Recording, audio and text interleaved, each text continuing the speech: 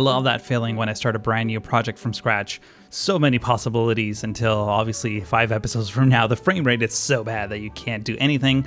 But I don't care, because I do have a lot of ideas and a lot of plans and a lot of things that I wanted to accomplish in this brand new series that we're starting.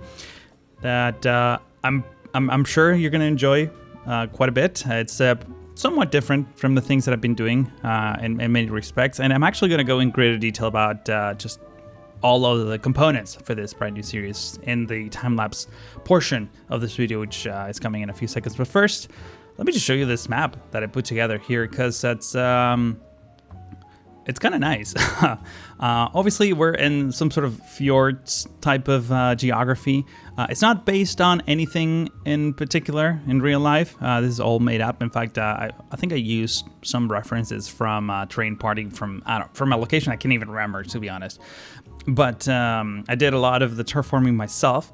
And if you've been following my channel for any period of time, you probably heard me say that I'm not a huge fan of like ultra detail maps, because most of the terraforming that I'm going to be doing is going to be in-game anyways. So I just decided to give it enough detail that looks great on as a backdrop when I'm doing cinematics. I added a couple coats of trees and some mountains too. The trees I'm using are the Norfolk pine trees by Mr. Mason.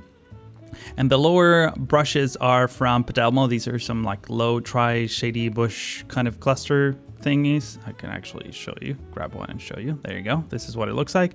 And this is what this one looks like. There's also a younger version of this tree that comes in with the same thing. And the other dependency that you're going to need for, if you want to run this map, which by the way is in the Stream Workshop right now. You can follow the link in the description and start building on it if you really want to. I'm using this double-decker bridge. It's a replica, I guess, of the Bay Bridge by Biesigolhausen. So we have 2 lanes in each direction, and then on the lower deck we have some train tracks. I was just noticing before I started recording that in the map editor, I spent quite a bit of time making sure that the train tracks sort of doesn't clip on anything. I'm noticing here that it does clip on things. In fact, when I opened up the game the first time, this is what it looked like. Like the train tracks were like totally clipping the bridge. Hopefully you can actually see it there. So you might have to come in and just race things just a little bit. It's also clipping on the top, but that's not a big deal, at least not for now, because we're going to be playing with things of that nature later on. Let me go back into this cinematic camera mode. So, what else? Yeah, big important thing. So this this freeway that we have here connects to the outside region via this way and some other connection over here. This is just a regular national road, and this weird roundabout I did here. It's like a oval shaped thing. Originally, I was thinking of doing something different. This is, by the way, outside of the map, as you can see, because this is all raced. I think the map actually starts here. You can see the difference. Check this out. So for some reason, the elements outside of the map look like a little less detail for some reason, even though this is really not that much detail than the rest. But I don't know why the game renders it this way. You can actually see the edge right here. In any case, this oval shaped thing, I might come back later and change it. I'm not sure I love it, but it works fine.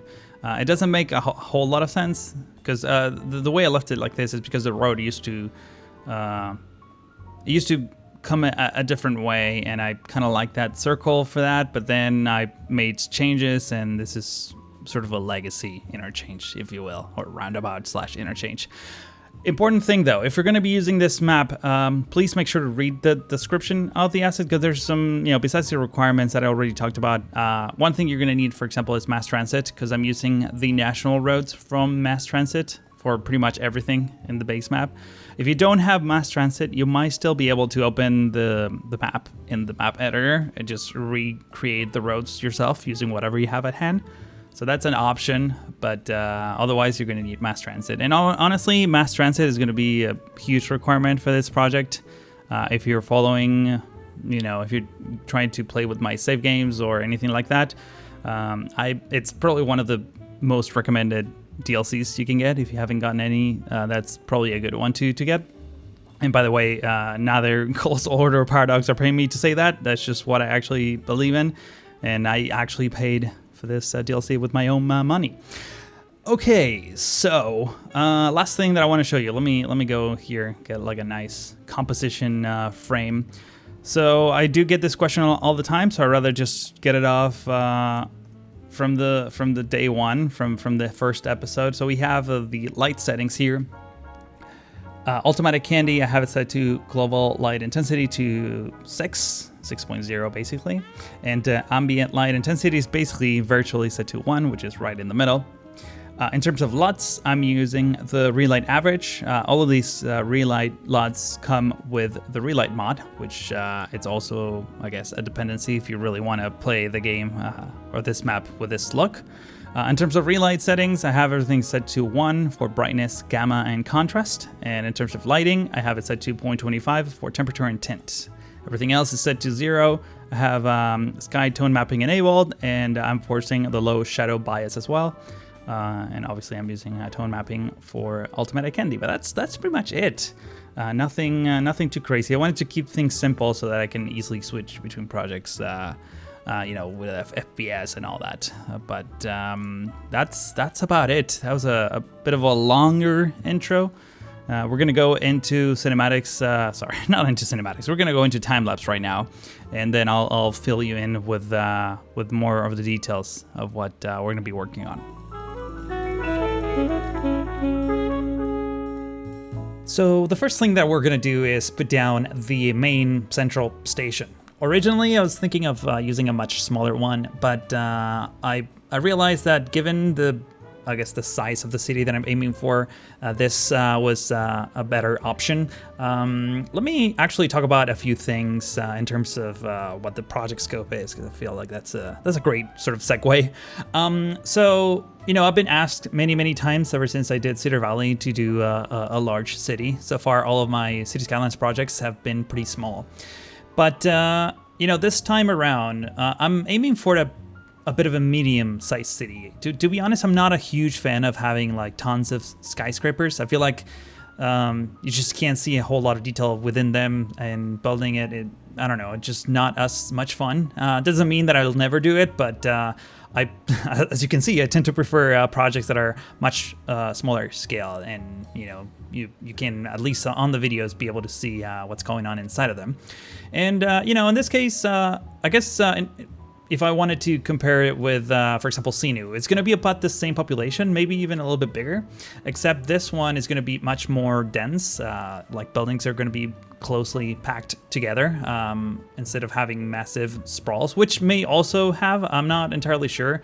For the first time, I guess, I don't have a planned number of episodes that I want to, set as a target. I'm just going to go with the flow. And so far, at this point, by the way, I already recorded episode 2. And I'll give you a few more details about that in just a second. But, I'm pretty confident that I can cover a lot of ground with the techniques that I'm going to be using. And hopefully that means that I can just create a larger city without, or at least before I completely burn out. But in terms of the city, by the way, it's going to be a European themed city. It's not going to be based on any one particular type of architecture or nation or anything like that. It's just going to be, I guess, this is probably not the right term to use, but a bit generic, European city. And on top of that, I'm also going to be using, or I'm trying to use actually, some generic vehicles because we're going to have a pretty comprehensive mass transit network. Well, I don't know about pretty comprehensive, but just a few things that I think I want to include are some trams, some buses. Obviously, we already have trains, but we're going to be working on that in greater detail in future episodes, of course. Even that crappy rail yard I did in the bag, that there's still a lot of work to do over there. This whole episode, by the way, is just me laying down some roads just to have an idea on the scope of the project and where everything is going to sort of grow out of, if that makes any sense. But that doesn't mean that the roads that I'm placing right now will actually be there. In fact, this whole thing that's happening on the screen right now, I'm going to drastically change that before the end of the episode. Well, not drastically, but much more so than what it looks like right now. In any case, keep going on weird tangents all the time, but if you're interested, by the way, in all the assets and things that I'm using in this project, there's going to be. I made it simple this time. I have one collection. Previous projects were like this too, but I have a main collection that has only the assets, and then I have another collection that only has the mods. But this time around, what I did different is the collection for the mods is actually a collection specifically to this project, to Nydal. And we're gonna talk about the name Nydal in just a second, just so you know. I keep like having notes here, making mental notes of things that I want to talk about before the episode is over. This is usually what happens on first episodes of my series. There's so much info that I need to convey in so little time. In any case, collections, like I said, links in description, separated both by mods and by assets. You can go to the core collection that has absolutely everything, and there's going to be even some linked collections at the bottom of that page. So if you want to follow along this series on your own, make sure to also subscribe to those as well. Talking about assets, one sort of important thing that I haven't touched on yet is the fact that I'm using a map theme that is not Cedar Valley 4K, which is the one I always use on every single one of my projects, I guess, except for Sinu and this one. This time around, I'm using Reinhold, which is a map theme by Hades. And there's a bit of a caveat. I already kind of talked about this at the beginning of Miracle Mile because I was using some of those textures combined with the theme mixer. But the thing is that this is a private asset. The only way you can actually use this map theme is if you basically support Hadis's work on Patreon. So I'm gonna include a link to her page in case you really like what you see. I mean, this map theme, by the way, it's great. There's so much detail. I'm using sort of a combination of the oil texture and the sand texture for the shorelines that I think it looks freaking fantastic. If you do not want to go through all of that, you can still play this map easily on Cedar Valley 4K. I highly recommend that one too. You might have to tweak a few of the things that I lay down because they're unique to Reinhold, but shouldn't be a terrible thing. Let's see what else I wanted to talk about. Oh yeah. So the name of the city. Why is it called Nydal? What is that about? So a couple weeks ago, right before I started this project, I shared with the people supporting my channel on Patreon that I wanted to build a European city and I wanted their help to name such city. And I've gotten a lot of names, actually, but the one I kind of liked the most for its simplicity for the most part is one by Eric Alkemark, who actually suggested the name Nydal. Apparently that's a Norwegian name. I looked it up on Google Maps. There's like a tiny village in Norway that shares that name. Obviously, I'm pretty sure it's not pronounced Nydal. It's like Nydal or something like that. But it's, this city is not going to be copying. I'm not going to be copying any real cities. It's just going to be pretty much whatever comes to mind at the right moment in time. So I'm pronouncing it Nydal. Mainly because one of the conditions for the names that I asked the people to contribute were, one of the most important ones at least, is the fact that I needed to be able to pronounce it in English, given that English is my second language, and sometimes a few of the names have been proven difficult for me to be able to pronounce. On top of that, I also wanted something that's memorable, that's easy to type for people when they're searching for it. I think Nydal checked a lot of those boxes. That's why I picked it. However, there's still a lot of names that people have been contributing also on Patreon, and I'm planning on keeping that post sort of open because the rest of the names, I'm going to try to apply them to the different districts. I'm going to have districts all around the city, all across the city, and I'm going to be using the names suggested by you. So if you like to contribute to the future development of this city, and if you have some cool names that I would like to see shown on the map, that's one way to do it. Also, talking about Patreon, and I'm gonna make this super shameless self promotion as quickly as possible. But if you want to contribute, even on the smallest tiers, you can watch episode 2 right after this one because it's already been recorded and edited and rendered and uploaded, and it's in 4K glory and all that, yeah, that's only available for patrons on early access. So yeah, that's a thing. what else? Do I have anything else on my list of things before I start talking about what's happening on the screen? I think that's about it. I actually did that pretty quickly, even though the episode is almost over. And I keep going on weird tangents. Oh yeah, one thing I forgot to mention that's also on my list is the vehicles. So the thing is, I'm planning on, well, so far in the collections, my asset collections that I've been curating for quite some time, actually. You know, I started planning this project and working on it before Miracle Mile. It's been a long time. In fact, the map I sort of put together back then, and then just recently like changed a lot of things and added Schoolhausen's bridge, which looks kind of awesome. But yeah, vehicles. So I was looking for you know, since this is not going to be any real city in any real country, I wanted to have sort of generic vehicles, or at least as generic as possible.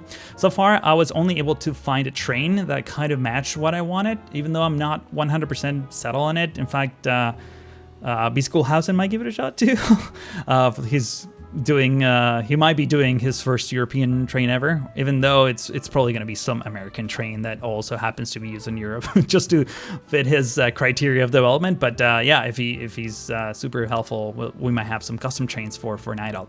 But on top of that, one of the things that I'm a little bit not worried, because I know I'm going to be able to figure this out, but you know, I was looking for generic vehicles for fire trucks or emergency response vehicles, you know, like ambulances and things like that. I was able to find generic vehicles that don't have any one, you know, country printed on the doors or anything like that for almost everything but police cars.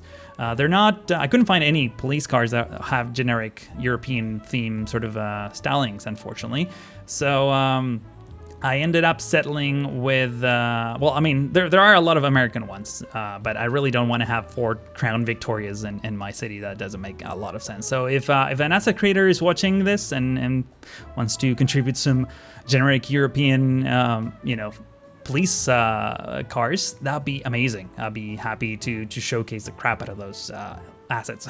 So yeah, make sure to DM me on Twitter, or I'm on the Discord for the City Skylines creators thing, and you can also email me. But whoa, that was a quick episode that just ended there. If you enjoyed this one, please consider giving this video a like. That's very much appreciated. And if you're new to the channel and haven't already, you can also subscribe to be notified next time I post a video like this. But that's all for now. Thank you so much for watching, and hope to see you in the next one.